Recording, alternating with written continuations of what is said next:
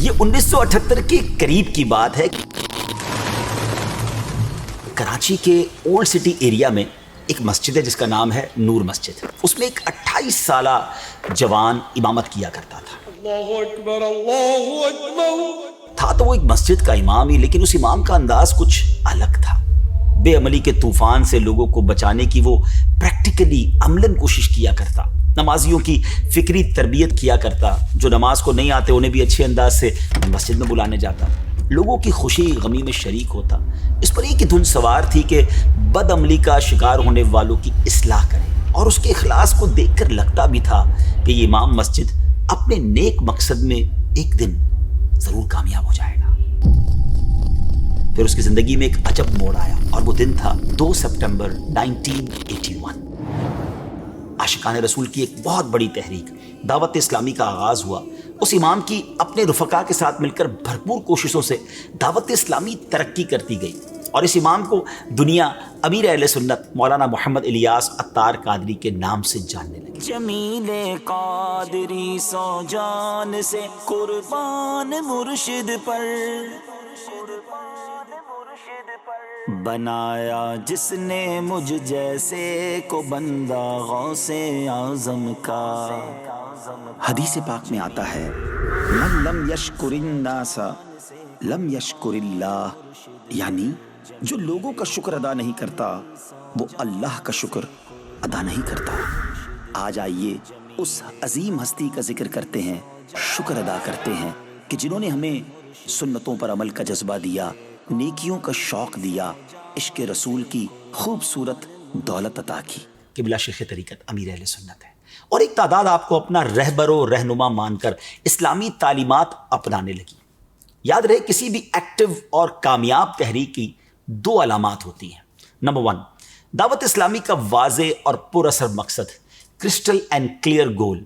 اور کیا خوبصورت مقصد ہے کہ مجھے اپنی اور ساری دنیا کے لوگوں کی اصلاح کی کوشش کرنی ہے، جس کے لیے امیر اہل سنت حضرت علامہ مولانا محمد الیاس عطار قادری دامت برکاتہم العالیہ کے جذبے کو ایک لارج اسکیل پر مضبوط نظام کی ضرورت تھی۔ لہٰذا اس بات پر زیادہ سے زیادہ توجہ رکھی گئی، اور دعوت اسلامی کا نظام مضبوط سے مضبوط تر ہوتا چلا گیا۔ اس تحریک کی ترقی کی بنیادی وجہ کیا تھی؟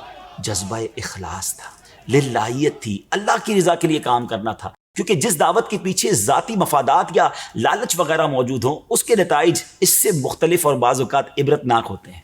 مولانا محمد الیاس قادری صاحب شروع ہی سے پیکر اخلاص تھے۔ اپنے پیغام کو عام کرنے کے لیے کراچی کے مختلف علاقوں کا سفر کر کے اصلاحی بیانات کیا کرتے، سفری اخراجات سے لے کر کھانے تک کے معاملات اپنی جیب سے ادا کرنے کی کوشش کرتے، حتیٰ کہ نمک اور پانی بھی اپنے ساتھ رکھتے تاکہ اتنی معمولی چیز کے لیے بھی کسی سے سوال نہ کرنا پڑے۔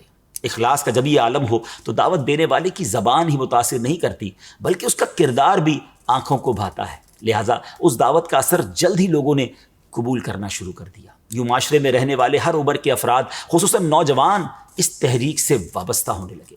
مولانا محمد الیاس قادری صاحب کی دعوت میں سب سے متاثر کن پہلو یہ ہے کہ انہوں نے اصلاح امت پر مشتمل مقصد اپنے سے منسلک ہر فرد کے سینے میں اتار دیا، اور دعوت اسلامی کے کام کو آگے بڑھنے کے لیے انتہائی آسان اور پاکیزہ انداز دیا۔ یہ وہی دعوتی اسلوب ہے جسے انبیاء کی سنت اور اولیاء کا انداز اصلاح کہنا درست ہوگا۔ اب آتے ہیں ترقی کی دوسری علامت کی طرف، اور وہ ہے دعوت اسلامی کا منظم اور مربوط نظام۔ دعوت اسلامی جو ترقی کرتی گئی اس کا کام بھی اسی رفتار سے بڑھتا رہا۔ اب ضرورت اس امر کی تھی کہ ایک انتظامی ڈھانچہ بنایا جائے، لہٰذا تمام زمینی حقائق کو سامنے رکھتے ہوئے مرکزی مجلس شورا قائم کی اور تنظیمی ڈیوٹیز سونپ دی گئی۔ اس کے علاوہ کسی تحریک کے مضبوط نظام کی بقا اس کے افراد کی بہترین تربیت پر بھی ہوتی ہے، کیونکہ غیر تربیت یافتہ افراد کی کثرت جو ہے کسی تحریک کے لیے نقصان کا سبب بھی بن سکتی ہے۔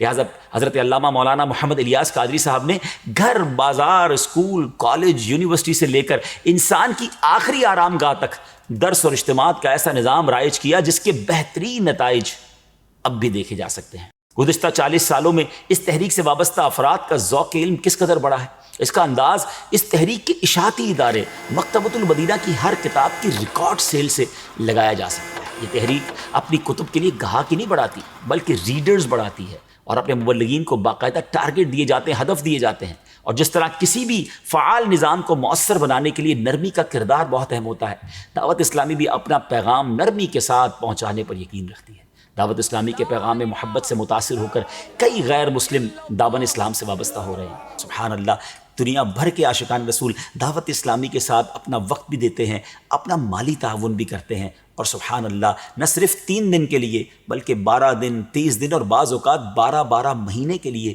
مدنی قافلوں میں سفر کرنے کے لیے بھی تیار ہو جاتے ہیں۔ سبحان اللہ، اللہ کریم سے دعا ہے کہ اللہ کریم دعوت اسلامی کے اس باغ کو مزید پھلتا پھولتا رکھے اور امیر اہل سنت کے سائے کو تا دیر ہمارے سروں پر عافیت کے ساتھ قائم رکھے۔ تو ناظرین، اب آ رہا ہے 2 سپٹمبر 2021۔ اس کا مطلب یہ ہوا کہ اب دعوت اسلامی کو 40 سال پورے ہونے والے ہیں۔ ہم کیوں نہ اللہ کا شکر ادا کریں کہ اللہ کریم نے اتنی پیاری تحریک ہمیں عطا فرمائی کہ جیسے ہی اس کے قریب جاتا ہے کوئی، اس کے دل میں اللہ سے محبت بڑھ جاتی ہے، عشق رسول میں اضافہ ہو جاتا ہے، صحابہ اور اہل بیت کی غلامی مل جاتی ہے، اور گناہوں سے بچنا کچھ آسان ہوتا نظر آ جاتا ہے۔ نیکیوں پر عمل کرنا اس لیے بھی آسان نظر آتا ہے کہ سارے ہی لوگ سنتوں پر اور نیکیوں پر عمل کر رہے ہوتے ہیں۔ تو کیوں نہ اس پیارے ماحول سے ہم بھی وابستہ ہو جائیں اور 40 سال مکمل ہونے پر اللہ کا شکر ادا کریں، اور کیوں نہ دل سے کہیں شکریہ دعوت اسلامی، شکریہ امیر اہل سنت۔ شکریہ تار کا، شکریہ تار